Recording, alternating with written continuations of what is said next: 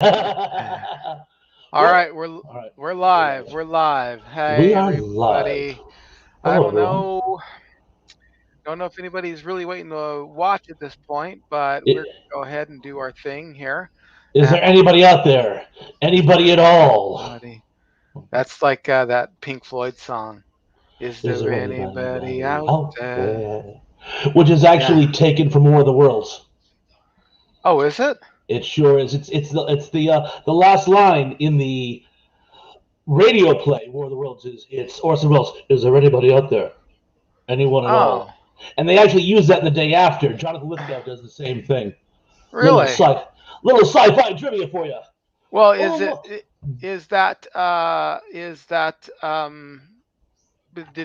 but does Pink Floyd sing it, or is it just copied over? Or it's Roger Waters' voice. yeah, I think he just he like he. Oh, I touched my damn camera. Uh, I'm gonna have to sign out oh and come no, back. I'm gonna sign out and come back in. I shouldn't have touched the camera. I'll be that's right okay. back. That's all right. That's no problem. All right. Hey,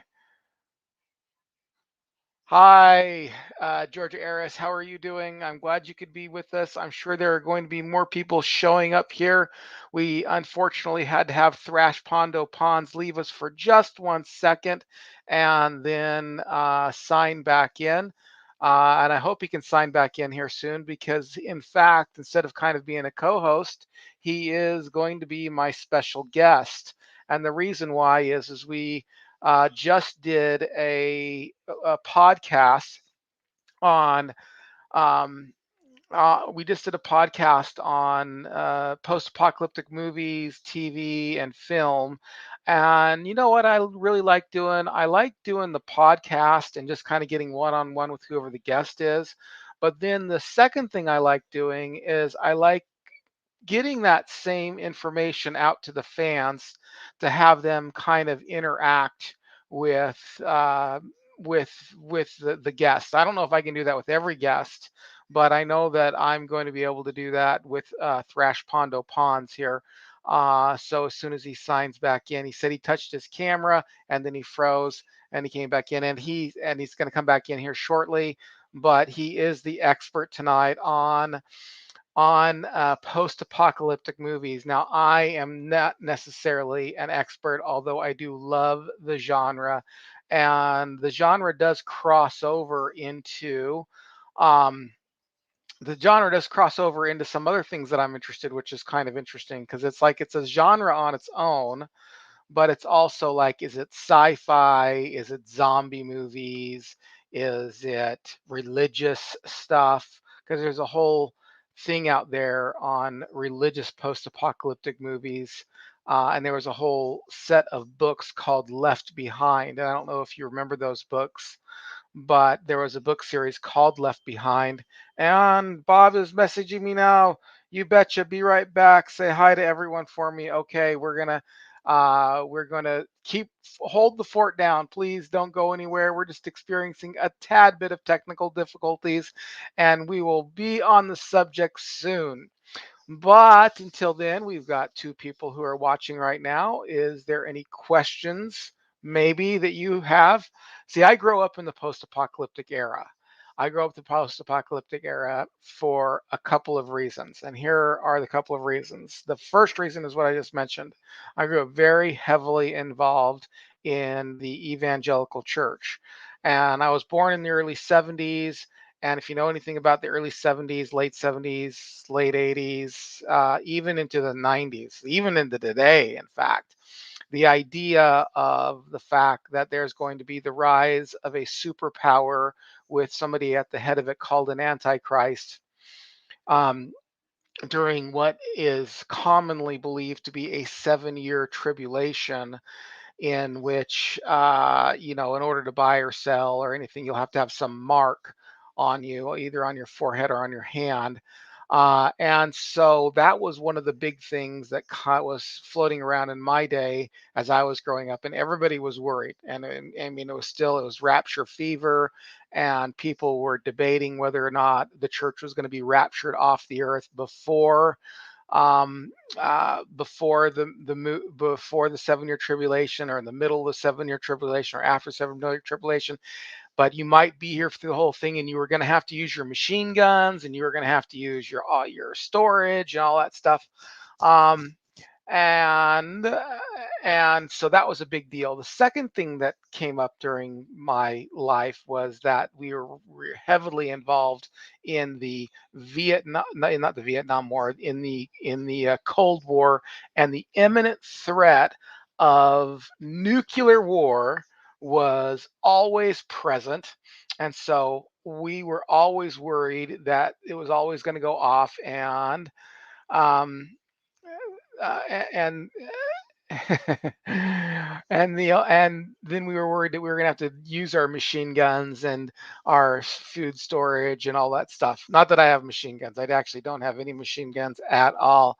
George Eris writes, the only post I think that apocalyptic movie is Apocalypse Now with Martin Sheen. Is that the I that's one of those war movies that I haven't seen. I actually I did a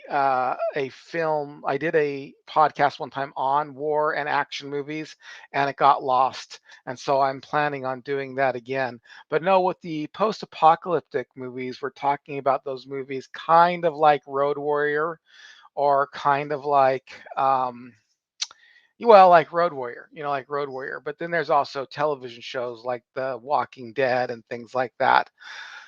So, man, well, we're up to 3 listeners. We're up to 4. One dropped out. Please tell me about your post-apocalyptic shows, your favorite ones. Let's get a conversation going. Give me some platform to jump off. But okay, so the very first apocalyptic show that I was introduced to was The Road Warrior. Let me just say that.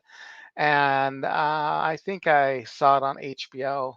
And I was a very, very little kid when it came out. I mean, I was like maybe 10 at the most, maybe even 8 or something like that. And I was really worried about that. And then Thrashpondo Pons does write, hey, gang, hey, Thrashpondo, need to get you back on here as soon as we can. Um, wondering what's going on.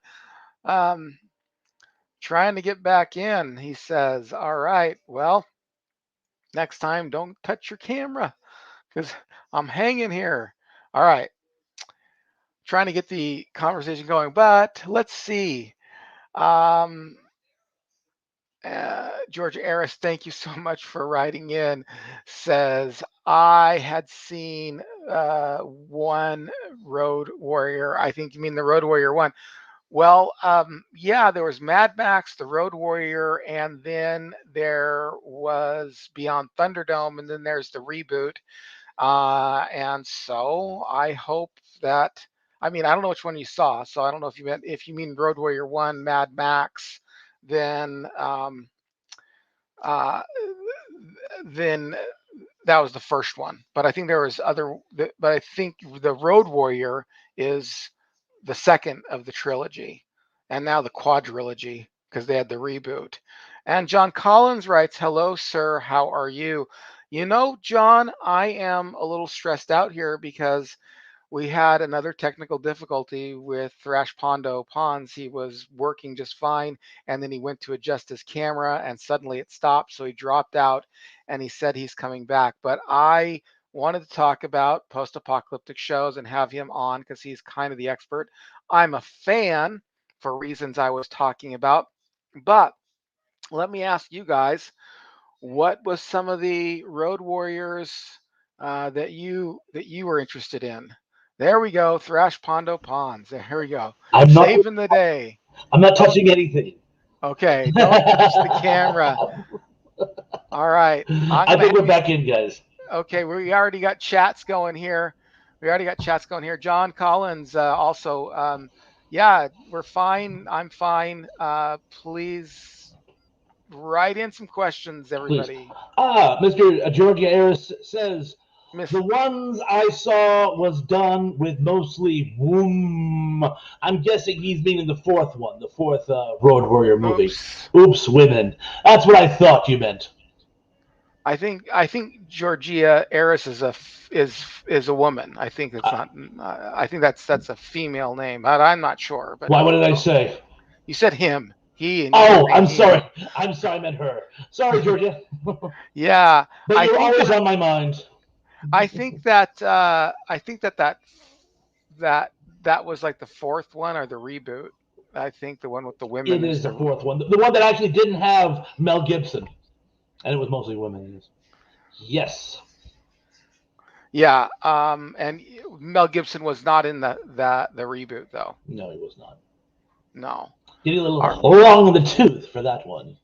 all right. Well, let's Okay. start in. I was talking a little bit about my background in it, the Road Warrior, and then the fact that I am evangelical. That was a big move. And then we grew up in the '80s, which was all about the Cold War, and so this was on everybody's mind from any perspective, religious Oh, or I know. non-religious. It was on. It was everybody was thinking about this. So, what is Thrashpondo Ponds? Tell me, what is a post-apocalyptic movie? Do you have a definition for us? I do. Effectively, what it is there was some type of, let's just call it, for want of a better term, an extinction event in between the present in which we are watching the film now and the future in which the film is set.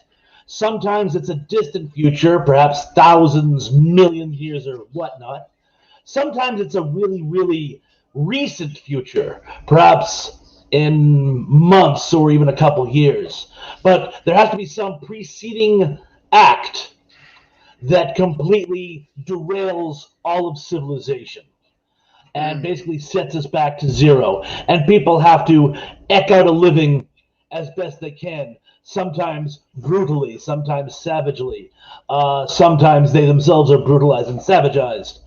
But it's basically a world with none of the creature comforts we've come to expect because of some type of, shall we say, breakdown. Yeah, yeah. And then you also said that it brings us back to almost a hunter-gatherer situation. That's the technological level people are usually at. Yes. Yeah, and the hunter-gatherer situation is interesting because it's one of those situations where uh, it's a hunter-gatherer situation where you still have buildings and modern equipment and stuff like that that's somewhat functional to the degree Mm. we can make it function as long as we've got batteries or guns or gasoline or something like that. John Collins. Ian, did you see my last Patreon message? Yes, sir, John Collins, I did. And did you? And I did respond. So I think you should have gotten a response. I mean, I know I responded. So I hope you got the response.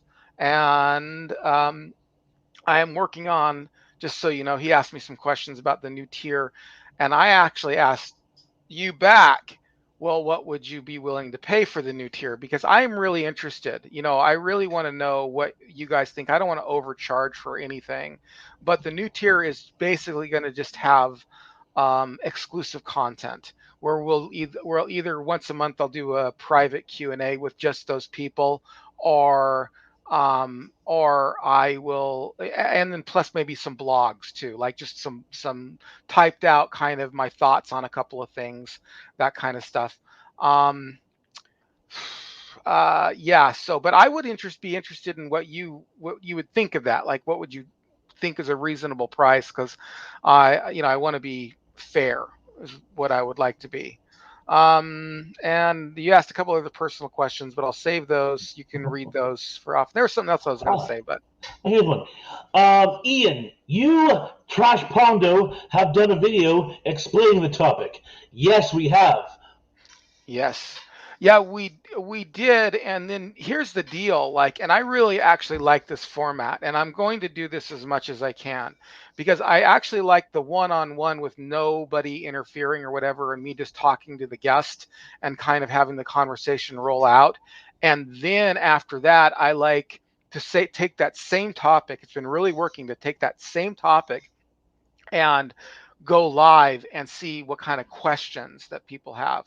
Now, I might not be able to do that with every single guest, but I think it's good because you guys have been so interactive that it almost makes it a different show. You know what I mean? Because you guys will carry the conversation into areas that I didn't think about when I was doing this. Now I can't do this with every guest because, like, actually next week I have I have the guy called the Fat Samurai. I don't know if you ever heard of him. No. He does. We're going to be talking about ninja movies this Thursday, and so, but he's not. He does live streams on Thursday nights and on Monday nights, so he won't be able to join me for a live stream. So, and then next Tuesday, unfortunately, next Tuesday, I can't. This was the only day I could book the guy, but I really wanted you there, Thrashpondo. But this was the only day I could book him. In the evening, I'm getting Dr. Brian McDonald, who's been a guest on my show three times. And do you remember him? Did you remember Pondo? Do you remember Brian McDonald or no? What was the topic? I remember usually by topics. So what was the topic of discussion when he joined you? He's a doctor of psychology, and we talked about dealing with children who might have challenges, and then we dealt with marriages in the 80s and 90s, and then the last one we dealt with role playing games, where we talked about D&D and all that stuff. Yes, the role playing guy. I do remember him. Yes. So And we're going to have him on pretty soon. Actually, next Tuesday is when I have him booked. So that's when that will be. All right. And can I just add one thing? Sure. There was a lot of traction with this last post we just did. There was some gold in the comments section. So that's why when Mr. Ian here suggested we do a live chat, I thought it was a great idea because you guys threw out some great stuff. And I thought it could really make for a good live chat. And Mrs. Georgia Ayers says, where does Thrashpondo Pins put Apocalyptic now with Martin Sheen? Oh, I'm going to go out and live and guess you mean Apocalypse now? That's a great question. It's actually a great war movie, and I call it a war movie. It's a great war movie, but the way it presents itself, I mean, it's hard to remember while that film is taking place that most of the rest of the world is okay. It really does seem like a global conflict, and he's basically going through the end of this world, and there's no hope and just total war. But Vietnam was not total war. It was a very, very isolated conflict, just presented as total war. But it was a great story, and it certainly gives the feel of the end of days. So, yes. But I would classify it as a vintage war film. Of course, it's also based on the Joseph Conrad short story, Heart of Darkness. So let's just say it's great war fiction. Yeah. The interesting fact about this is that the word apocalypse actually comes from the book of Revelation. The book of Revelation, actually the word revelation in Greek means apocalypse. It's apo, which is the prefix mean away from, and then away from being hidden. So it means to uncover. So this is why in English it's called revelation. But that word apocalypse then gets used in the modern vernacular to mean anything kind of bad or anything kind of like you're saying, set society back. Well, last of days. The last of days. Yeah, the end of days, the end of the world as we know it. Let's read a couple of these. Hello, Bellinger. Well, hello there. Happy Monday night to you also. Oh, and if you wonder why I'm having my head at a funny angle, if I tilt my head like this, I don't get the glare on my glasses, so it's easier for me to read. In case you gotcha. All right. Dave Sundstrom is in the house. Hello, fellers. Happy Monday. Hey, Dave. Just so you know, you're always welcome to join us. Just if you want to send me an email saying you want to join, I'd be happy to send you the link. And I understand if you can't join either, but I'm so happy that you actually have stopped by and said hello. And with all luck, hopefully we'll be talking about Star Trek on our Star Trek. Sorry, I shouldn't have said Star Trek. That gives me away, doesn't it?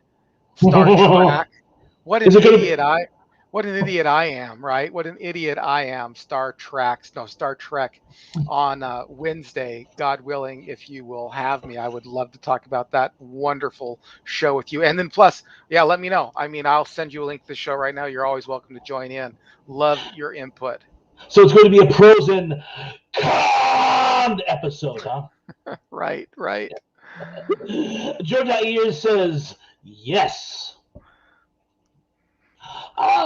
The life and sad ending. Hey. Hey, life and sad ending. Again, to the you. invitation is always open to you too. Would love to have you on the show. I know Dave would definitely also love to have you on the show as well. George Ayers says, I live the book Heart. Oh, I'm guessing that's I love the book Heart of Darkness. I don't know what that book is. I've never really heard that book before. What is it? There's a great made-for-TV movie starring John Malkovich. I'm going to make a really long story short. A merchant goes into a very secluded area in Africa and meets a man who went there many years earlier and has basically taken over a group of natives as disciples, and Oh, it's very creepy and atmospheric. That's the abridged version. yeah. John Collins, do you think the Left Hand? Oh, I'm sorry. Do you think the Left Behind series is included in the genre? Oh, most certainly. I mean, most certainly. The idea that the church is going to be taken off the earth during this 7-year tribulation, in which there will be a quote unquote benevolent government, but really an evil government, and many people will be driven underground who won't follow this evil government. Will definitely have to. That definitely falls into the genre. Superplex, hello, Superplex. Hey, Superplex, Superplex. happy topic. The end of days. The end of days. Yes. And just so you know, John and I talk a little theology off screen, and I talk a little theology on screen. I am not persuaded by that theological belief of Left Behind. I'm not a Left Behind advocate of that particular school of theology. Dave Sundstrom, Star Trek. I'm sorry. I'm sorry, Dave. Really, really, I am. Look, the reason why I say it sometimes because I totally know it's Trek, but when I was little and it was in reruns, I didn't know what the difference between Trek and Track was. And so every once in a while, you'll hear me say stupid things like Star Trek or Paschetti instead of spaghetti. And it was just one of those things that kind of got stuck in my head. I really didn't. Sedative? Life and Sad Endings is, my wife says, Star Trek. Yes. Dave Sundstrom. Oh. You're disinvited, Ian. Can I come? What an opportunist, huh, fellas? George Ayers. I like the book B.O.I. Boy. I don't know. I don't know if I know that one or not. I don't know. It might be an abbreviation. Give me a second. Book of Eli? Oh, maybe it's Book of Eli. I know, that's why I was mispronouncing it. Tracy Ross Myers is here. Hi, guys. Hi to you, Tracy. Hey, Tracy. Love having you here as always. Let us all know what your guys' favorite. You know what? Here's the first thing I want to know from all of you. What was your introduction into the genre, and then what was your favorite? And your least favorite. And your least favorite. That could be good as well. I'm sorry. All right. You, didn't I? I didn't mean to derail you. But sometimes the least favorite could be fun, too. Jordan says, oops, boo-boo. I make lots of boo-boos. No worries. I live to make boo-boos. I touched my camera a second ago and I had a catastrophic system failure. By the way, if I go dead again, but you still have my mic, I'm just going to go voice only. I'm not going to bop out and bop back in. That's too frustrating. That's fine with me.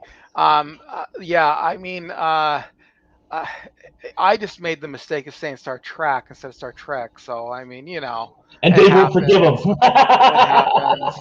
Do you guys remember that extinction level event movie that starred Steven Guttenberg that was on TV? The What was the day name of that after. one? The The day Day after. After. The day The after. Day After. Yes, Uh, And there I were remember many of that. those. There was another one too where there was a lady and she started having to bury her children and stuff like that. And she Oh, was in the yes. very end, she was going to kill herself, and then they decided not to. They were in the car, and there was a kid in the car. Oh, Her, yeah. I don't remember that one. I think I'm confusing two, though. Superplex is back. Will the end come from a nuclear catastrophe or global contamination? For real? Mhm. I don't know. I mean, they're always fun. I don't think either one of them will. Both. A nuclear mutated virus. That'll keep you up Yes. at night, huh? Yeah. Well, right now we're dealing with the pandemic, so And we'll continue to. and Um, yeah. go Now ahead. I have two possible choices for the one you were just talking about because I think I'm confusing the two. One was called Testament or The Testament. Could that be it? I don't remember. It was on It's a, TV. It was yeah, on. a lady in the suburbs. She's waiting for her husband to come home from work, but the city gets blown up, and she finds out that it's a global nuclear war, and she goes to Right. great lengths to try to keep her children and one child she adopts alive, and things don't work out well. That's the one I keep coming back to. But there's another Yeah. one that sounded similar as well. But I think it's Testament. I think that's the one you're talking about. There was another one in the UK called Threads. And Mm. Threads, it's much like the day after, but Threads makes the day after look like an episode of Bewitched. I mean, it was dark. And I won't get into it too much. I recommend people go out and find these things. But Threads and the day after make a great double feature. Just keep a bottle of scotch and a box of Kleenex next to you. Okay. All right. Well, I'm well warned then. Dave Sundstrom, JK. I assume you meant uninviting Mr. Ian. Oh, Terrell Bellinger. Solar Babies, the 1986 sci-fi film with Morgan Richter reviewed slash analyzed on her channel, wasn't that bad, even though it bombed so hard at the box office that no one has really remembered it. I remember Solar Babies. You know what? I don't remember that one I at do, I all. do. Post-apocalyptic skateboarders. I Really? remember it. Yeah, I remember it. Well, I I'll was have in to look that college. up. Yes, I remember that. I'll have to look that up. It sounds like one of those fun shows, one of those guilty pleasure It shows. really, Was it it really is. was it well done or was it I don't guilty? recall. I was in college and I saw it in my fraternity house's lounge, and I think I had several, and I just remember seeing it. I couldn't tell you one scene other than they go around with skateboards. But I do remember it at least. Dave Sundstrom. Omega Man was my introduction to this genre. I am so glad you mentioned that one, Dave. Oh, but of course, Ian, you first. No, no, I actually want to hear what you have to say because Do. I don't know the movie that well. So I've heard of the movie, but I've never seen it. At least not that I know of. What is it? You know it if you saw it. It stars Charlton Heston, and he's basically the last man on Earth. Long story short, it's one of the four adaptations of I Am Legend by Oh, Richard Matheson. okay. Yes, And yes. it is like a game changer in the genre. It's the first one that tries to scientifically explain zombies. Uh-huh. It's the first one that scientifically explains vampires, and it's the Okay. first one that actually describes the difference between the two. And Yeah. I can't tell you more without giving the game away, but basically the Earth is taken over by vampires, and this man who was a scientist in the last days, who was working on a cure, is staying alive, but he's held up in this house by himself while he's besieged by vampires who want to kill him. Because in a world of monsters, the true monster is the human being, and Mm. that's the lesson of the day. And I thought Omega Man was done more as an action film. I thought Charlton Heston, I love Charlton Heston, and I highly recommend that one to people. It's a little schlocky, but it's a lot of fun. The least faithful adaptation of I Am Legend, in my opinion, is I Am Legend with Will Smith. That one I felt completely missed the point. And Yeah. I had a discussion on one of Dave's chats once with a gentleman who really loved that movie, and to each their own. but I felt it was the least faithful adaptation. So I'm very glad you brought that one up, Dave, for several reasons. Oh, one other thing, I got to mention this one. Go ahead. Of all post-apocalyptic film, Charlton Heston holds the record, starring in four four post-apocalyptic films, and I'll give 1,000 quatloos to anyone who can name all four. I'll leave you. I'll leave you to mull that one over for a minute, All people. right. All Name all right. four. Oh, John Collins. Hey, Ian, are you still going to do the topic/live stream of lessons we've learned from TV with Dave Sundstrom? I plan on it. I got to get Dave Sunstrom. I know Dave Sunstrom's on board in heart, and he wants to do it. We just have to kind of nail down and do that. But that is actually one that I really want to do. And the reason why I want to do that is because that was a big deal about this channel. That's how it started. I mean, it really started from me every time I would just talk TV and talk movies and stuff with friends. And one of the things I kept coming back to was the real kind of preachy lessons that were being told over and over again in 80, particularly in 80s sitcoms. And, um, and I would say, like in the 90s, you had agenda driven shows, and today you kind of have agenda driven shows. And then the 80s, it was more like issue driven shows. What's the issue? The issue of illiteracy, the issue of women's right, the issue of this or that. And so I would talk about this, and people would continually say to me, and I would think it to myself anyway, without anybody saying, oh, you should start a podcast or you should do something on YouTube with that.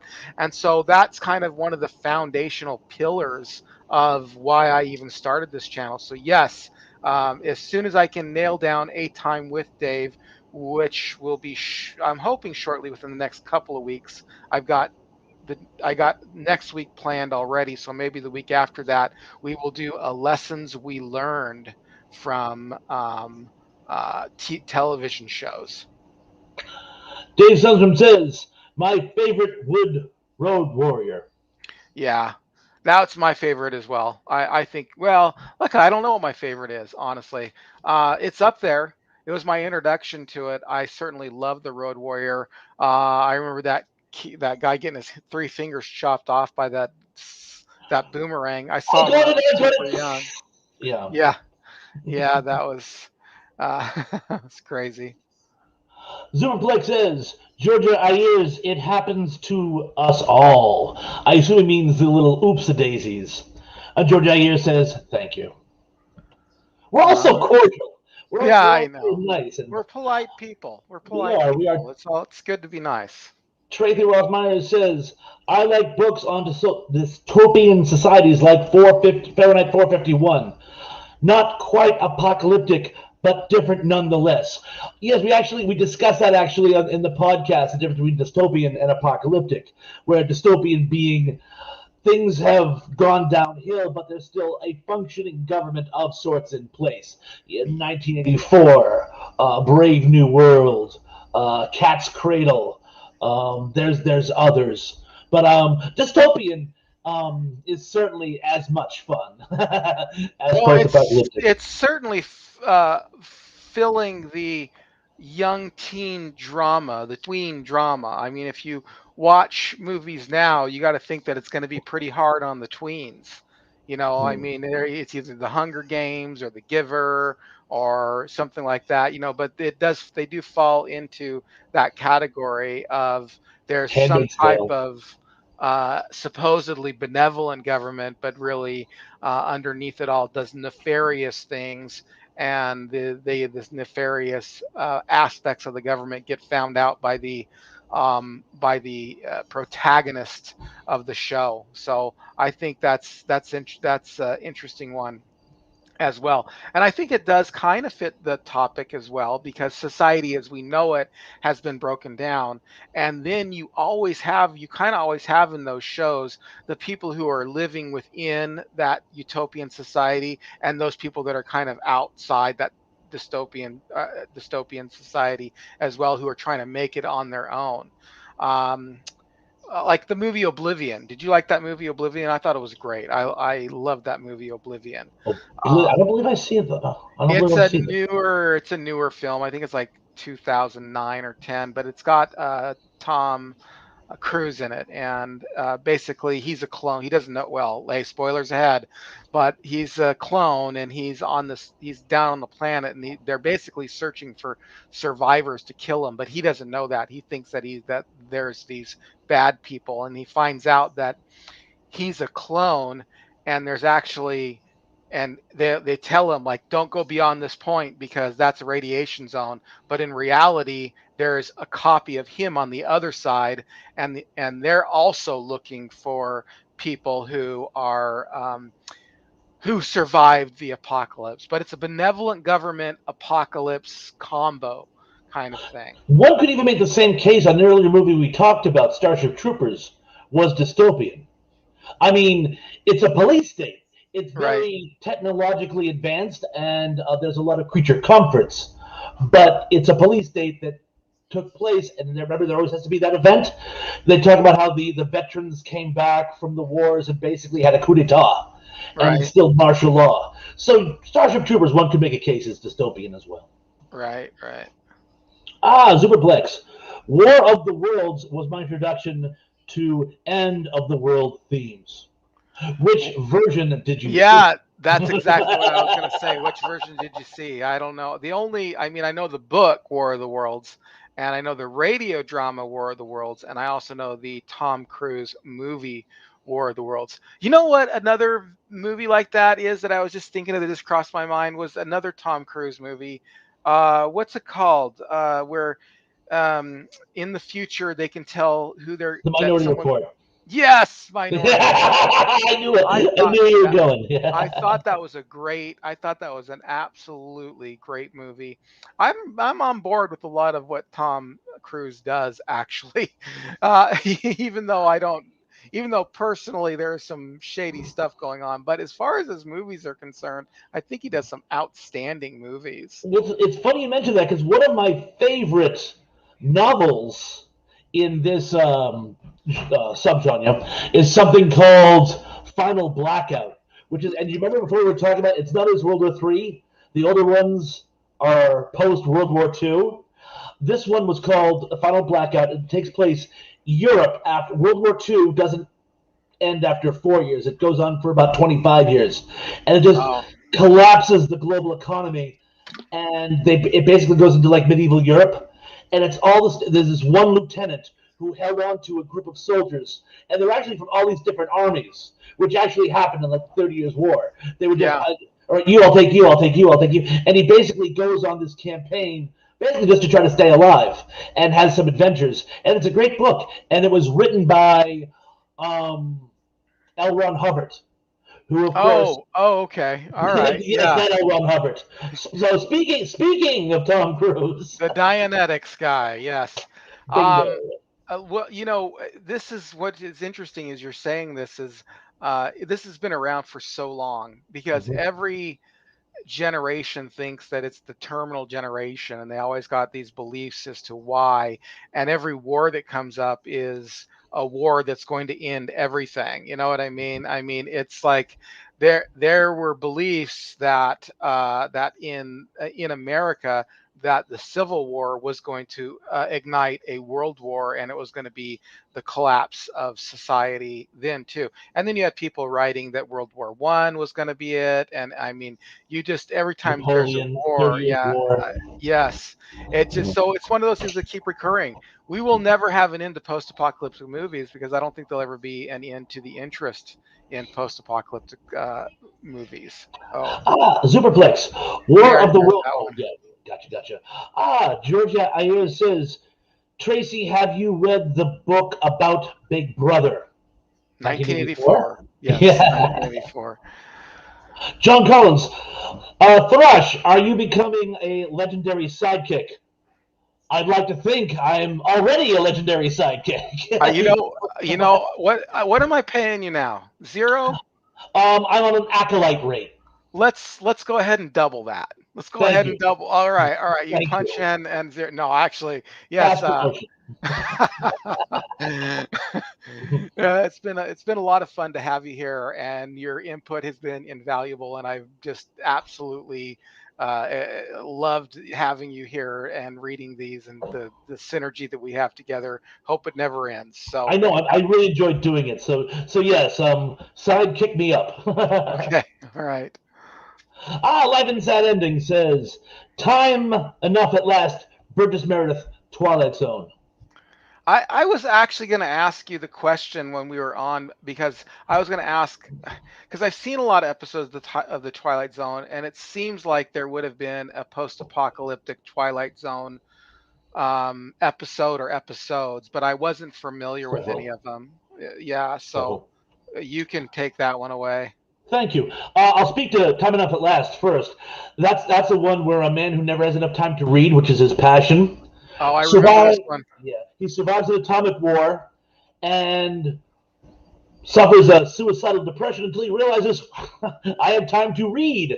And when he finally gets enough books to keep him busy for the rest of the century, his glasses fall off and they break, and it's not fair. There was time. It's not fair.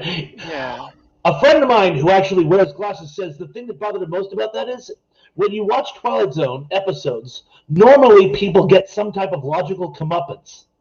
That's one of the few, if only, episodes where a person who's punished never actually did anything. He's some poor schlub who finally gets a break, and things go downhill from there. And it's a really tragic episode. So, Yeah. yes, one of my favorites. In fact, I believe that's in everyone's top 10. But there are a couple more that I have to point out right now. Since you mentioned other post-apocalyptic Twilight Zones, there are actually two specifically. One stars Charles Bronson and bewitches Elizabeth Montgomery, and it's called Two, and it's about two survivors of an apocalyptic event, a third world war, as it were. But they're from different armies, and they end up meeting and falling in love. And it's sort of a post-apocalyptic love story, which you don't get a lot of. And my other favorite one is called The Man in the Cave, or The Old Man in the Cave, with James Colburn. And that's possibly my favorite of all time. That's based on a short story I've been looking for years and can't get my hands on. It's about this group of people surviving in a post-apocalyptic, post-Third World War village. And the reason they survive is there's this old man in the cave who gives them instructions as to what to do. And the town elder is the only person who will speak to the old man. It's the only person the old man will talk to. And he goes up to the cave and he comes back with instructions. And James Colburn is with a small group of soldiers who just show up and decide to take over. And you're never sure if he's actually representing some type of new government trying to regain control, or if they're just a group of army deserters who are trying to extort food out of this town.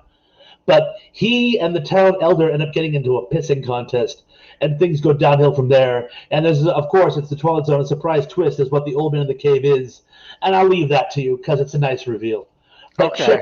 check out those two, the old man in the cave and Two, because those are probably the best examples of Twilight Zone apocalyptic literature. Oh, hang on. I skipped ahead here, and I did not mean Oh, to. Let's see. I know that there was. Well, let's. Oh, life. There we go. here we are. Terrell Bellinger, do you have any memories of seeing solar babies? You Just already that I answered did. that one. Yeah, Just that I did. I don't, and yeah, it was pretty good. I don't know if it was good or not. So that was pretty good. My mind's tracking on different levels. Sorry. So go As ahead. are we all. John Collins, fresh. Are you much better of a sidekick than Ed McMahon was? I'd like to think so. But Ed McMahon was the best. So I'll do what I can to fill those boots. I can start drinking Budweiser, I suppose. Superplex says, have you guys ever saw the movie Mr. Frost? Not exactly end of times movie, but about the arrival of Satan. I have seen that movie. Don't tell me. Guy from The Fly. The Jeff was it Goldberg? Goldblum? Jeff Goldblum. Jeff Goldblum. Jeff Goldblum. Jeff Goldblum plays a gentleman who is committed to an asylum and tries to convince everyone that he is in fact Satan incarnate. And most people Is feel that he's the insane, but is that the one where he at the very beginning he invites people over, the FBI or something, and he makes a cake cake. It's and baked Alaska. Yeah, yeah, and that's then the one. he just throws it away when they won't eat it, and he says, "I just like it for the trophy." Trophy. And Yeah, then he says, "I've got people buried in the backyard," and he convinces people that he's yeah. I do remember seeing that one. chilling. And Jeff Goldblum is wonderful. It's probably his best film. Dave Sundstrom. Wasn't Angelina Jolie in Solar Babies? There's a bell ringing in the back of my head since you say that. Probably. Oh, no. Terrell Bellinger says, at Dave Sundstrom, no, Dave, it was Jamie Gertz. They're both Hmm, hot. I don't know. They're both hot. I don't. Okay. Go ahead. Tracy Roth Myers says, Omega Man was great. I didn't ever see Omega Man. Like I said, I know that It you was great. told me about it now, but it's one of those shows I got to go back to see.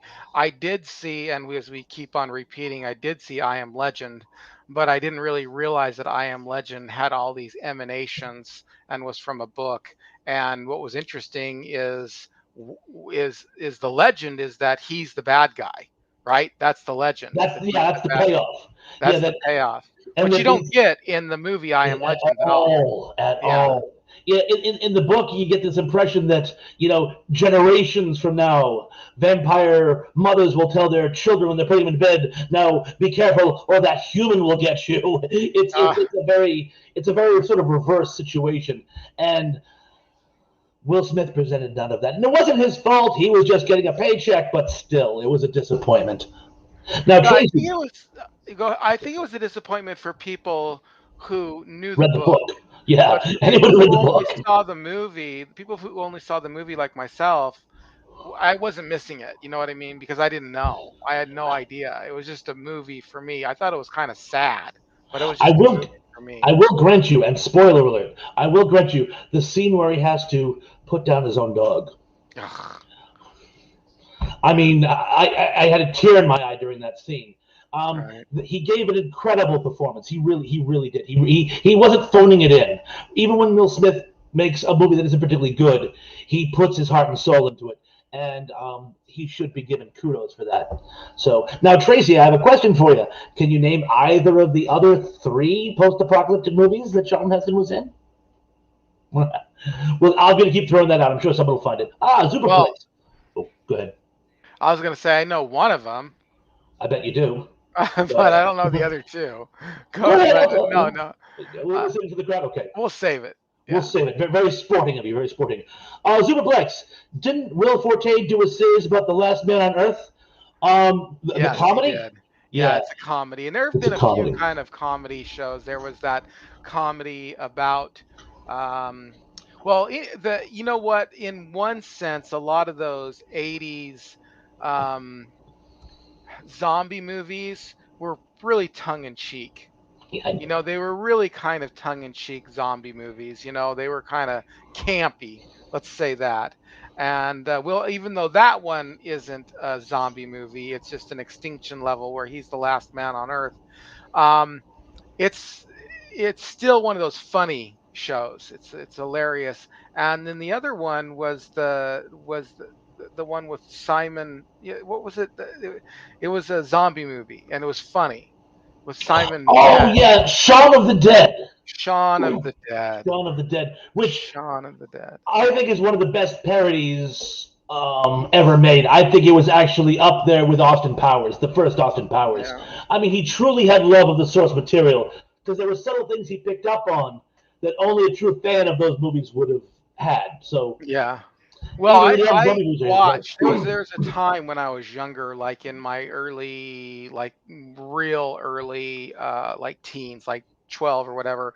I had a friend who had a VCR, and they had tons of videos. And one of the videos, and then he had an older brother, and so one of the videos selections they had was Dawn of the Dead, Walking Dead, or not Walking Dead, but Dawn of the Day of the Dead, Dead. Day of the Dead, all that stuff. And I got a I just chance saw to that one the other night. All of them. They were really good, and they were campy, kind of edging on Oh funny. yeah, But Shaun of the Dead was actually a funny a show. comedy. Yeah. And then what else was interesting too was the the remake. Was it Day of the Dead or Dawn of the Dead that came out in the 2000s? Um, that would have had to have been Dawn of the Dead, and I believe it was a Canadian production. At least the girl who starred in it was Canadian. Yeah, Um, that was a serious show. That was the one that yeah. was like that was scary. That was one of those scary movies. It had the running zombies, which for some reason I find more disturbing than the traditional zombie. You know Probably what I because they used could catch me. You know what I used to listen to? I used to listen to there was a while there where I kind of be up at night, and this is early internet time, so it's kind of like whatever's on TV or whatever's on the radio. But I did listen to Coast to Coast for a little while. And on Coast to Coast, on one of the weekend shows, they had a they had the weekend normal guy who was running, whose name was Ian, but I forgot his last name, and they did a parody of the fact that there was actually zombies happening right now, and like it wasn't a joke, like they were saying it was a joke, but they were saying it like it wasn't a joke. Like the War you of the know Worlds setup. Yes, yes, yes, kind of. And he apologized the next night because everybody kind of knew that it wasn't. But he had an expert on there talking about where the zombie virus came from, and it was hilarious. It was really good, and I was listening to it, going, "Huh, that's interesting." Well, it's funny where a lot of these zombie origin stories come Yeah. from. Apparently, it actually goes back to the Epic of Gilgamesh. Oh There's a yeah. line. Yeah, go ahead. No, no, no, no. Go back with the Epic of Gilgamesh because I love the Epic of Gilgamesh. And I'm gonna have to paraphrase. It's been so long since I've read it, but was it Ishtar? She wants to get down into the underworld to get her boyfriend back or something, and the gatekeeper will let her through the gate, and she gets very incensed, and she goes, "I will tear open the gates of the underworld. I will smash the door. I will break the lock." And she has this one great line. She goes, "And the dead will walk among the living, and the Mm, dead will overwhelm the living." And they say mm. that's the first reference to the dead coming back and getting all the live people. And that is, I believe, the oldest book in Western civilization. So it goes from the get go. So Yeah. yeah, and if I believe, isn't there a reference in the Old Testament of the dead coming back? In that was that song, them bones, them rye bones. Isn't that a reference Well, to you this? you have resurrections in the Old Testament where, like, Elijah raises the widow's son from the dead because it's her only source of income, and then in the New Testament um, you have a very strange illusion in Matthew chapter 27 that after Jesus died, there were people who rose from the dead but stayed in in their tombs until Jesus rose from the dead. So then Oh, after they were in their tombs, they came out. You can hear atheists kind of mock this story and say, "Oh, that's one of the things they say. How come Josephus didn't ever write about this Walking Dead apocalypse?" But there's been lots of responses to that online.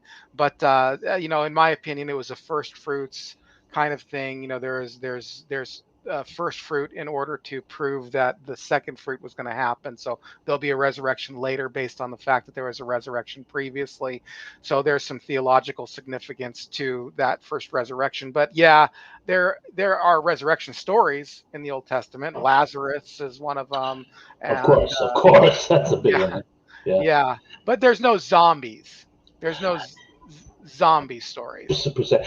A lot of them, believe it or not, came from various experiences people had during the Second World War. In fact, remember ages ago we were talking about heavy metal, Uh huh. the cartoon film, the segment B-17, where the B-17 gets shot up and it's trying to make it back to base, and the Lochnar shows up and flashes, and the dead crew members come back as zombies and try to eat the living, surviving crew members.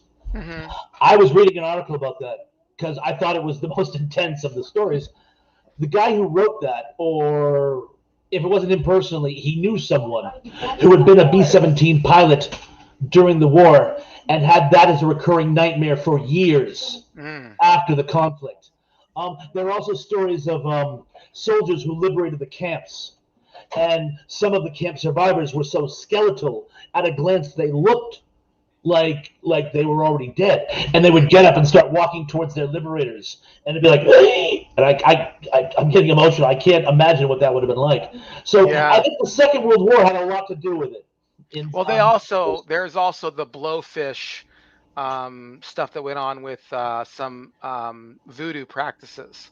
I don't know if you're aware of that either, where kind of you can put somebody in an altered. It's like an early anesthetic, where you can put somebody in an altered state of consciousness, where they're kind of under your command or whatever, and they're kind of zombie-like, and they don't remember. They can take orders and stuff like that, but they don't remember. That comes from voodoo, and it comes from the blowfish and refining some powder. And there's even some horror films about that. Yeah. Or one horror film where they blew it in some guy's face, and then he becomes a zombie or whatever. But remember, we were talking about White Zombie not too long ago, and there's this distinction between The Walking Dead or reanimated corpses, or ones that have actually been brought back to life through black magic of various kinds. So yeah, that's also another sub-classification. But they only, generally in those cases, they bring back a few as their minions. They don't cause a global reanimation problem, like in I Am Legend or whatnot. Let's see if we can get through a few of these rather quickly. Sure. Superflex. Planet of the Apes is about post-apocalyptic. Yes, he's got one. Yep, that was the one I was thinking of. That's the only other one that I know of his that I was thinking of. John Collins. I meant, Thrash, you are becoming a legendary sidekick. However, you are much better than Eggman was. Ooh, praise from Caesar. John, that's very kind of you. Superflex. Everything I learned was from television. Well, yes. Especially Superplex if you grew up the generation that we are, which is Generation X. That was a big deal to have children watching those shows and learning their lessons. I actually want to do an after-school special one as well. We'll see on that one, but I learned everything there too. Superflex again. Seriously. Didn't music video signal the end of times? Yes, it did. I don't know, and I would have to know in which way you mean. I would really have to know in which way you mean. He was just he's referring to the fact that the MTV generation sort of caused the downfall of civilization as we know it. I'm connecting the dots, but you got to give it to him. Yes. Terrell Bellinger. Do you know that there have been other movies that followed the crazy adventures of Ralphie Parker and his family prior to the 1983 release of A Christmas Story? Yes. In fact, I saw one on PBS, but I'll let you go first. I know that there was one afterwards, and it did so badly that that they ended up like rechanging the name or something like that. It was like A Christmas Story 2. But it ended up being, and it was the only thing that it was the same, not the same cast, but the same characters. But they had the same narrator, and people didn't even know that it was actually a sequel or a prequel or whatever it was. But they were doing something with pops or marbles or something in that show, and I don't quite remember that show that movie, other than I know that it was another kind of Christmas story show. There was another one that came out, I want to say a year or two earlier, and it was a made-for-TV movie, and it was about 4th of July, and it's funny because it had Matt Dillon as a teenage Ralphie, which is funny because Melanie Dillon played the mother in A Christmas Story, so it's funny, you have the mother in one and the son in the other. I thought that was kind of cute, so yes, I did know that. Georgia Ayers says, Trashpondo, on how do you classify the Planet of the Apes? Planet of the Apes is a post-apocalyptic film because it takes place after actually two catastrophic events, the Ape Uprising and an off-camera Third World War. So I think that counts. In fact, I'm going to let you people off the hook and give you a second of the two. Charlton Heston is actually in 2 Planet of the Apes movies. So that's 2 of the 4. So you have 3. You have Omega Man and 2 Planet of the Apes. If you could just come up with the other one. And if Dave's there, if Dave's still on, I bet he knows it. But I can't give any hints. John Collins, I very much love the film Demolition Man. Yes, I love that film too. That is a great film. That is That's a Sylvester book. Stallone, right? That's what? Sylvester Stallone, isn't he in Oh that one? yes, yes. Okay, yeah, yeah, yeah. Sylvester Stallone. I was actually thinking of the Running Man. Sorry, Oh, I messed that's that a up. good one too. That's a good one too. But yes, Demolition Man. Um, if you ever get a chance to listen to a guy or watch a guy out here called Minty Comedic Arts, he does one on Demolition Man that's actually really, really super good, where he does 10 facts you may not know about Demolition Man and how they actually had to change because who won the franchise war was Taco Bell, I think. Was Taco Bell, but they changed it in some other countries or something like that. That was funny. Yeah, I love that show too. Yeah. That was a great movie. I thought really good. A little tongue in cheek, a little campy, but I thought it was a solid movie. But I Running have to. Man, Oh, go Running ahead. Man is great too. I have to throw this out to our friend Minty, who I like as well. Do you know where he got the name Emil Minty? No, I don't. This is gonna go. That was the name of the child actor who played the feral child in The Road Warrior, the one who had the boomerang. Oh, really? Wow. Well, we've all learned something today. Well, I think we've learned a lot more, but that's a good insight there. Yes. All right. Georgia, Planet of the Apes with Charlton Heston. Yes, yes, Oh, that's a that's good. one of them. Superplex. 2001: A Space Odyssey is post-apocalyptic. It is. I don't know, Well, I but mean, we all. it's a game changer because there's the Star Child being born, but I don't think that really impacts life on Earth as it was per se. Yeah. We'll have to ask Kier Delay. 24 Minus says, I also liked Mad Max. Yeah. Couldn't I agree like. more. I Mad Max. I couldn't get into. I think I said that Although, before on the show. I got about halfway through Mad Max, and I just kind of stopped watching. It really wasn't my forte. It moved a little slow for me, but I was a kid. Dave Sunstrom. So glad Uh, to see you. Planet of the Apes, Beneath the Planet of the Apes, Omega Man, and he got it. Soylent Green. Woo, Soylent Green. woo. It's Soylent people. Green. It's people. Omega Man's made out of it. Yes, he got it. That's the 4th one. Never lost faith in you, Dave. Superplex. What was the name of that movie with Gregory Peck about the people who survived the nuclear war in a submarine on the beach by Neville Shute? Mm. I'll let you. I'll let you go on there. I don't have anything to say about Oh, that. that actually is kind of cool because it's a very similar premise to the Road Warrior. What happens is there's an atomic war in the northern hemisphere which destroys the northern hemisphere, but because of the Coriolis effect, the southern hemisphere is not immediately impacted. So while all the continents in the north are wiped out, the south actually has a few decades to sort of sort things out. Things do not go well. Again, I don't want to ruin it for you for those who want to read the book, but basically the people, because the American nuclear sub goes to Australia to Yeah. try to survive, and they end up linking up with the Australian government and trying to do some type of recon and coming up with a plan. And Gregory Peck falls in love with a very attractive Ava Gardner, who is nothing like the character she is portrayed in the book. But it's a nice love story between the two of them, and it's a very atmospheric post-apocalyptic film, and I highly recommend it. And read the book by Neville Shute while you're at it. I'm going to go through a couple of these real quick because I think Please they're do. kind of past here. John Collins writes, "I have a secret. Secret. I don't know." Domo Oh, arigato, Mr. Roboto. oh, okay, all right. It's a guess. Uh, Dianetics. yes, and then I want to land on this one here. Yes. Superplex says, speaking of L. Ron Hubbard, what are your opinions of Battlefield Earth? I fell asleep. Horrible, horrible show. I did watch it all the way through, I and I watched it pretty much when it came out, and tried. wasn't a fan.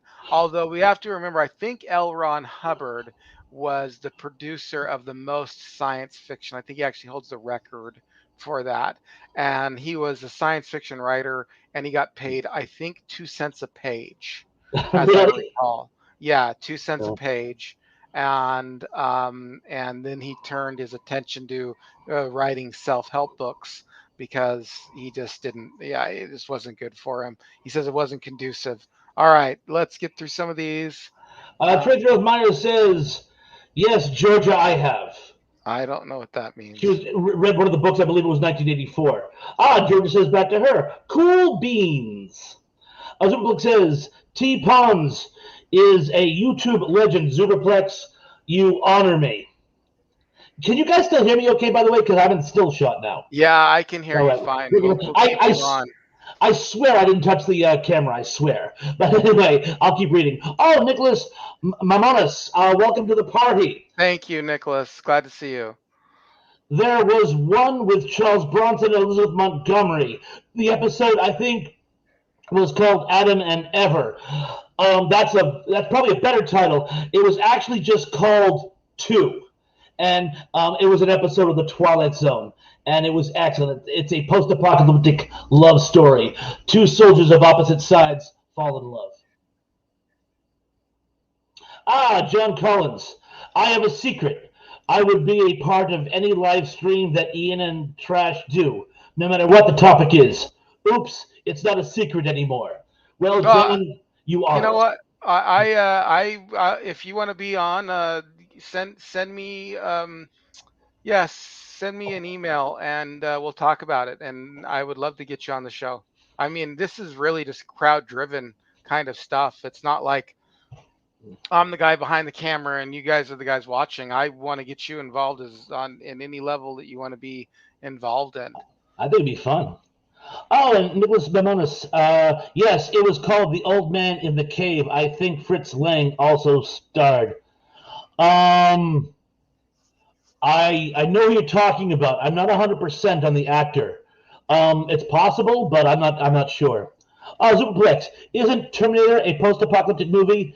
Yes, and it's so funny you mentioned that because it's actually, well, unofficially, I should say, but before I go on with this anecdote, Mr. Cameron has sworn on a stack of Bibles that this is absolutely not how it played out, and that he did all of Terminator by his own imagination. However, that being said, there was a short story by Harlan Ellison called "I Have No Mouth and I Must Scream" about a supercomputer that goes sentient and wipes out mankind.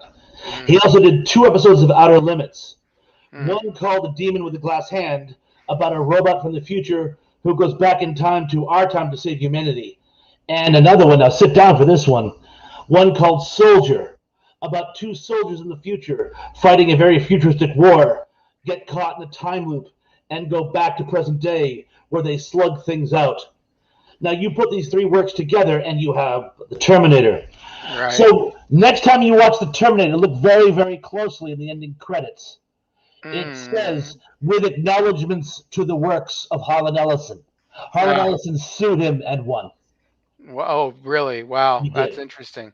Well, yeah, Terminator, one of my favorite shows. I watched it on HBO when it came out. I wasn't supposed to, but I did. It was one of those. I don't know if you guys remember that on HBO they did not play movie. They did not play rated R movies until after 9 o'clock. And Mm-hmm. occasionally, I would sneak into the front room and watch shows after 9 o'clock. And of course, on the weekends, and as I kind of got older, you were allowed to stay up to watch movies, to watch shows, and I would watch some there. But yeah, The Terminator was one of my favorite shows. Terminator 2 was great. Terminator 3 was Mm-hmm. okay. And Terminator Salvation is actually really good. I really like Terminator Salvation. Really? Yes, the one with Well, Christian Bale. I did enjoy that one, and then there was the other ones I didn't care for, and I never saw the Sarah Connor Chronicles. I never saw those, so I don't know I, if you. I saw them. They weren't bad.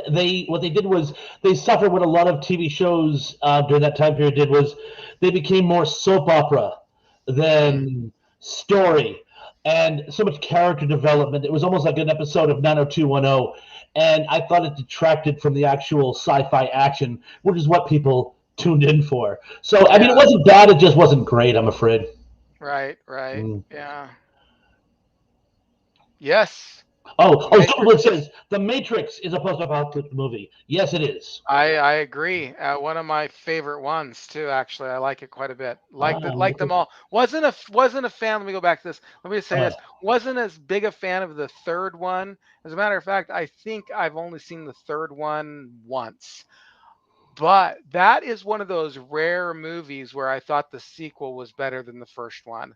And I know that I'm in huh. a minority on that. I really do. I know that I'm in a minority. I'm in a minority in a lot. Like I like Back to the Future Part 2. I liked Indiana Jones and the Temple of Doom better than Raiders of the Lost Ark. Um, I just thought that it was an amazing action. The action sequences were just too incredible, and that's one of the things that I like. If you look at all these shows that I like the part twos of better, it's because their action just doesn't quit. Like it's just one thing right after another, right after another. And Matrix 2 had that. So while Matrix 1 is a classic, it's probably the best. I favor the Matrix 2, and the Matrix 3 was kind of, I just thought, betrayed it. Wasn't really anything to write home about. Like I said, I think that I only saw it one time, and it may have been on TV and in the room on a couple other occasions where I was barely paying attention to it. Um, What did you think of the animated shorts? didn't see him. Some of them are pretty good. Yeah, I didn't see him. So All let's right, see. let's So see. Nicholas Mamona says there was also a comedy about the end of times with Michael Parr and Bruce Dern. I never saw that. I never even heard of it. That's Bruce very Dern. interesting. I love Bruce Dern, but I can't picture that film. Oh, Silent Running is a post-apocalyptic movie. Yes, it is. I never Oh, saw it. Never saw it, so I have no idea. very environmentalist friendly movie. Earth's biosphere gives out, so they keep plants alive in a space station for posterity. They decide that the ship would be better used for commercial use, so they order the last plants to be destroyed, and Bruce Dern tries to save them. Things go downhill from there. Nicholas Bones. The Road was another post-time film with Viggo Mortensen. That one is possibly the high watermark of post-apocalyptic fiction. The only thing I have to say about it is you gotta be. It's hard to recommend because it's so unrelentingly grim. It's an excellent book, but I can't recommend it for everyone. It's not for the faint of heart. And the film I thought was a wonderful adaptation. Sorry to do this, and I don't mean to rush past anybody, but I do have to skip a couple of them because we're getting short on time here, It and is getting a bit late. Sorry, um, guys. but I want to just kind of go through a couple of these on highlights. I really apologize. It is not personal to anybody, but um, I'm just going to hit a couple of these here. Mr. 79 Man. Hi, Anthony and Thrash. Late to the party, but good to see you live. Yes, good to see you as well, Mr. 79 Man. Thank you for joining us. Live inside ending. Ian, how old are you? Thrash, how old are you? You first. I am 48 this year. Just I barely 48. I just barely I had a birthday. I just turned 54. So that's how old I am. So we're both Gen Xers. Mm-hmm. Superplex, talking about post-apocalyptic Italian zombie movie, which I think was made in '80, is about the zombie apocalypse. There were a bunch actually made around that time by Fulci, and some of them were actually quite good. Mr. 79 Man, do you guys like Cyborg? Yes, that was the film that I was talking about when I couldn't think of the name of the film with Jean-Claude Van Damme. I watched that. I mean, it's a guilty pleasure. It's one of those shows that are campy, but it's not campy on purpose. It's really making an effort and just didn't quite succeed. Um, and that very much comes through the show. But I thought it was great. You know, I'm a Jean Claude Van Damme fan. I like what he does, and so Yeah. I mean, it's a fun show. It's the. Did you see that one, Thrash? I did. I saw it years ago, but I do. I Yeah. went through a Van Damme phase where, like best of the best. I used to love his stuff. Yeah. Mm. Well, uh, what was I was gonna say? Oh yeah, I had it on VHS. I had that movie on VHS, and there was a little while where I had a television that had a VHS player in it. Oh yeah, I got Um, one of those. and there was kind of a little while where I was like kind of one step away from homeless, and so I was kind of couch surfing and like paying rent for a couple months here, or then maybe stay on a couch for a weekend or whatever. And that TV came with me everywhere I went, along with a handful of videos. And it was funny because the videos that I had was that one, Cyborg, and I also had the Punisher with with Dolph Lundgren, and Edward Scissorhands, and Heather's. I think were the four ones that I had traveling with me. So Cyborg, I was very familiar with because people would set you up in a room or set you up on a couch or something like that, or be like, "Oh, I'll pay you $100 to stay here for the month or whatever." And I plugged that in, and I'd watch those shows before I went to bed. And Mm. Cyborg was in heavy rotation. Mm.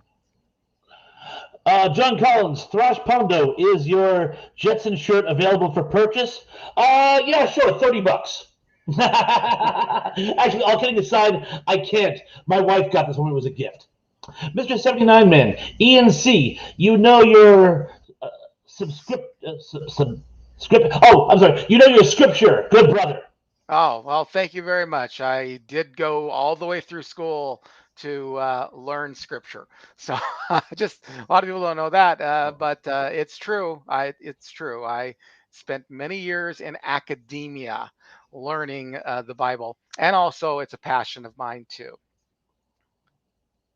Superplex, is Time Bandits a post-apocalyptic movie? I would have to say no. That's more of a light adventure romp. The world is the same at the beginning and at the end. It almost gets destroyed, but is more or less the same at the end of the film. Mr. 79 Man, your thoughts on Tank Girl? Guilty pleasure. Yeah, guilty. I've only seen it like maybe twice, so I really don't know too much about it. Tracy Ross Myers, TV raised me. Me too. Me too. To some degree. To some degree. My mom did an excellent job as well. I love my mother. I'm definitely a mama's boy. But there was a lot of television growing up. A lot of time being killed in front of the TV. Terrell Billinger, in my humble opinion, Mad Max 2, aka The Road Warrior, was definitely the best one of all the Mad Max films. I would have to concur. I would agree as well. And like I said, it was my introduction. I think even you said there is before Mhm. and there's after, Mhm. right? Before and Yes. after the Road Before and Warrior. after, yes. That really marks a transition In the from subgenre, yes. post-apocalyptic Uh-huh. um, films here. I told Billinger again. My Summer Story is a sequel to A Christmas Story. When it was released in theaters, it was called It Runs in the Family. All right, I think some of these are just people talking to each other, so I'm going to try to skip past a couple of them, so because they're just kind of are just one off here. George Ayers, I loved The Running Man. Yeah, me too. I mean, Running Man. A lot of people may or may not know this, but it was based on a short story by Stephen King. And I know that because of devotees to this program know that I had a friend who was blind and he got books on tape, and that was one of the books on. We had all the Stephen King books on tape that we would listen to. So that was one of them that we would. It was actually a short story, I think, in a more longer series. One of the Bachman books, I believe. Was it one of the Bachman One of the books? Bachman books, yes. Yes, I thought it was great. There were a couple of different, there are a couple things in the book that didn't quite make it into the movie. We thought were interesting that me and my friend talked about. We talked about the fact that they had marriage contracts rather than marriages. Came up in the book. That was kind of interesting. But yeah, Running Man, that's great with the guy from Family Feud. Yeah, Richard Dawson. Richard Dawson, Yes, yeah. what a that's a perfect role for him. By the It way, was. It perfect role was. for him. All right. I think the couple of these uh, are talking to each other, or post from later ones. Let's see. Tracy Rothmeyers writes a lot of these, so let's. I want to give her credit where credit is due here. Crazy Roth Myers, I love the Outer Limits. Harlan Ellison was a neighbor of yours? Someday I have to tell Wow. you my anecdote of the time he chastised me. I actually saved the letter. I have it in writing. Retro Crunch. Welcome to the party. I loved Beyond the Thunderdome so much as a kid. I must confess, I do love Thunderdome. A lot of people don't care for that one. I love it. I had a huge crush, still do, on Tina Turner, and still do actually. And I thought it was fun. I think I like the other two slightly more, but there was nothing wrong with Thunderdome. Right. Thunderdome was awesome. I mean, an awesome show. I mean, really. I mean, of course, it's nothing like the Road Warrior. The Road Warrior was more serious. I thought the Thunderdome was serious too, but I did like it. I mean, I did enjoy watching it. I took it as a serious show, and I didn't really see too a fault with it. Maybe the kids kind of got a little weird, those children, but The feral anyway. children, yeah. Well, they're kind of doing a Lord of the Flies thing. But I agree with what you're saying. John Collins, Thrashpondo, I didn't mean literally the shirt you were wearing. I meant were you selling that particular print of shirts? No, I'm not. This is just a gift from my wife. I'm just being a wise guy. I was playing along. But I didn't think you were trying to buy the shirt off my back. But no, yeah. I wish I could sell this as copywritten. But I can wear it because my wife bought it for me. Hmm. Retro Crunch again. Tina Turner and old Master Blaster. Just so much fun. Yeah, for sure, for sure. All right. I think we just had a couple other here. Um, Superplex. Retro Church. Two men enter, one man leave. Two men enter, one man leave. Yes. right. Mhm. And then yes, and then Ah, and Mr. 79 Man says, in the Thunderdome, isn't that where Mad Max fights a giant and then removes his helmet to reveal it was really Corky Thatcher? yes, that's true. All right. Should we be laughing at that? Sorry. Now, Uh, no, no, no. but it's okay. I get it. I get it. It's a funny joke, but let me just say, in all seriousness, Beyond Thunderdome was a legitimate show, It and was. I just think it was good. And okay, Terrell Bellinger, good night. I had Right? a lovely Monday night. Yeah, we're gonna be leaving here pretty soon. Terrell, before you leave, please do me the favor of taking one of my. I'm just asking this from everybody right now. We're gonna sew it up here, but take one of my videos and share it on your favorite social media. I'm just asking that for people who show up here. If you would not mind doing that, and just so you know, tomorrow this came out early for all my podcasts, for all my uh, Cornflake Club listeners. I just posted a video on 3 cartoons that were based on movies.